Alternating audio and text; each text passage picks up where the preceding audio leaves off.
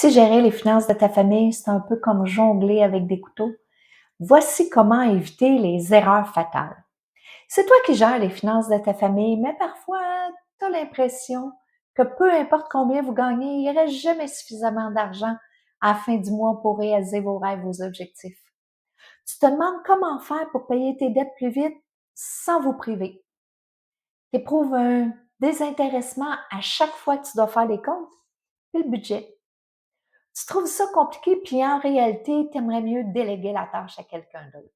Si tu te reconnais dans cette vidéo, elle est là pour toi. Alors, si je te disais que tu peux prendre des décisions financières intelligentes sans passer des heures à tout apprendre comme une experte. Dans cette vidéo, je vais te faire découvrir comment simplifier la gestion de tes finances, puis comment prendre des décisions sûres pour ta famille sans devoir passer des heures à étudier ou à te sentir débordé. Moins de perte de temps, plus de clarté, puis surtout plus de satisfaction.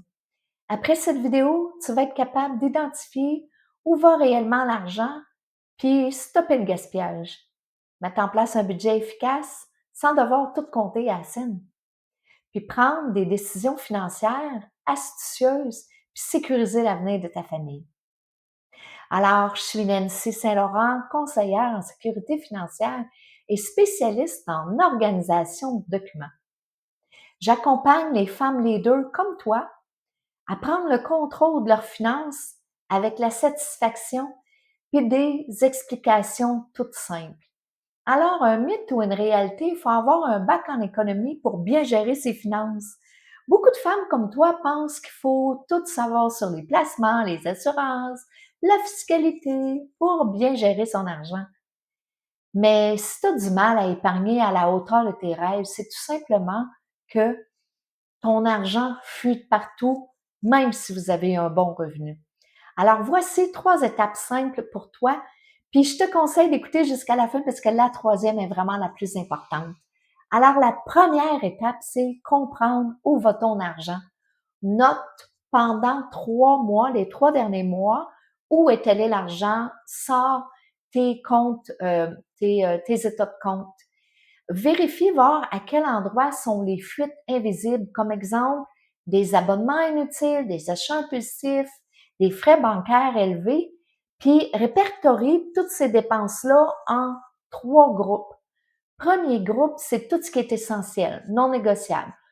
Payer la maison, les factures, les frais de garde pour les enfants, l'alimentation, les assurances, hein, tu comprends qu'est-ce que ça veut dire. Tout ce qui est optionnel, les sorties, les loisirs, les vêtements, hein, tout ce qui est non nécessaire au jour le jour, puis tout ce qui est évitable, toutes les dépenses impulsives, les frais inutiles. Alors, ça, c'est la première étape. La deuxième étape, tu vas automatiser un virement préautorisé vers un compte d'épargne. Alors, de ton compte chèque vers un compte d'épargne, à toutes les fois que tu reçois une paye, il y a un montant d'argent qui va se transférer pour vos rêves, vos objectifs. Alors, d'où ce que l'adage qui dit se payer en premier. Alors, c'est là qu'on permet d'accumuler des sommes d'argent sans même trop s'en apercevoir. Utilise la règle du 50-30-20. Qu'est-ce que c'est au juste 50% pour tes besoins essentiels, 30% pour les envies, tout ce qui est optionnel qu'on parlait tantôt, puis 20% pour tes rêves, l'épargne, les investissements, ça va te permettre de mieux structurer ton budget. Un autre truc, ce serait d'ouvrir un compte distinct pour faire en sorte d'y mettre ton fonds d'urgence, ce qu'on appelle aussi le coussin financier, puis un autre compte d'épargne pour les projets à long terme. Alors, au niveau du budget, ça va être beaucoup plus facile à gérer. Étape numéro 3, optimise les décisions financières sans effort.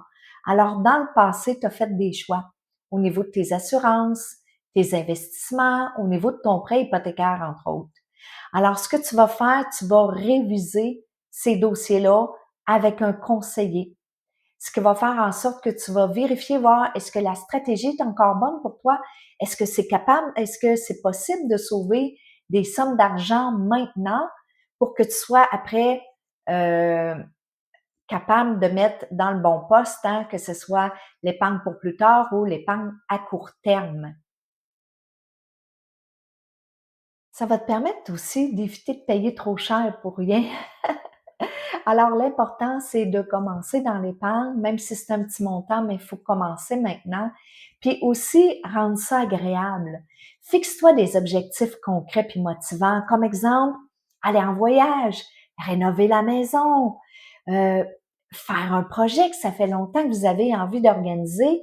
Ça va faire en sorte que tu vas encore plus garder le cap sur le plan financier que tu es en train de te construire. Alors, dis-moi là, dans les commentaires, laquelle des 3 étapes est-ce que tu aimerais améliorer de ton côté? Alors, je vais te les rappeler. La première étape, c'est de savoir où va ton argent. La deuxième étape, d'automatiser tes épargnes, tes investissements. Puis la troisième étape, c'est de revoir ta situation financière en rapport avec les assurances et placements, le prêt hypothécaire. Ça va probablement te faire sauver des montants d'argent. Alors, si tu as aimé ma vidéo, si tu l'as trouvée utile, clique sur j'aime puis partage-la à une amie qui pourrait en bénéficier. Réponds dans les commentaires maintenant laquelle des 3 étapes est-ce que tu as envie de mettre en place maintenant. Alors, je te laisse un petit peu de temps pour aller écrire. Écris le 1, le 2 ou le 3.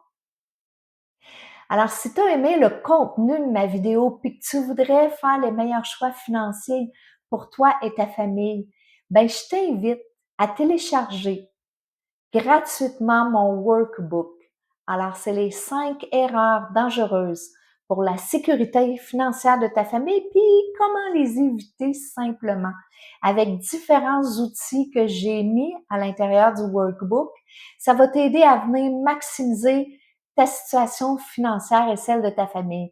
Alors, tu as juste à cliquer sur le lien dans le descriptif de la vidéo.